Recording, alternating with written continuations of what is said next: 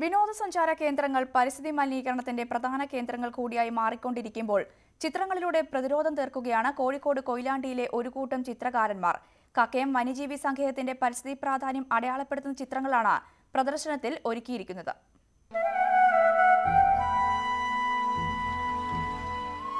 മനുഷ്യന് മാത്രമല്ല ഭൂമി മറ്റ് ജീവജാലങ്ങൾക്കു കൂടി അവകാശപ്പെട്ടതാണെന്ന് വിളിച്ചോതുന്നതാണ് ചിത്രകാരന്മാരുടെ കൂട്ടായ്മയിൽ പിറന്ന ഈ പ്രദർശനം.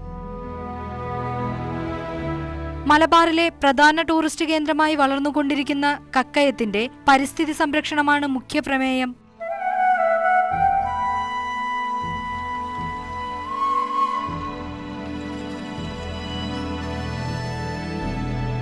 ചിത്രകാരന്മാരുടെ ഒരു കൂട്ടായ്മയാണിത്. ജീവിതം, മണ്ണ്, മനുഷ്യൻ എന്നൊരു പ്രധാന വിഷയം എടുത്തുകൊണ്ട് തന്നെ നമ്മുടെ ഒരു കക്കയം കേന്ദ്രീകരിച്ച ഒരു പ്രകൃതി പരിസ്ഥിതി ജീവിത ആയിട്ടുള്ള ഒരു ചിത്രകലാ ക്യാമ്പായിരുന്നു ഇവിടെ നടന്നത്.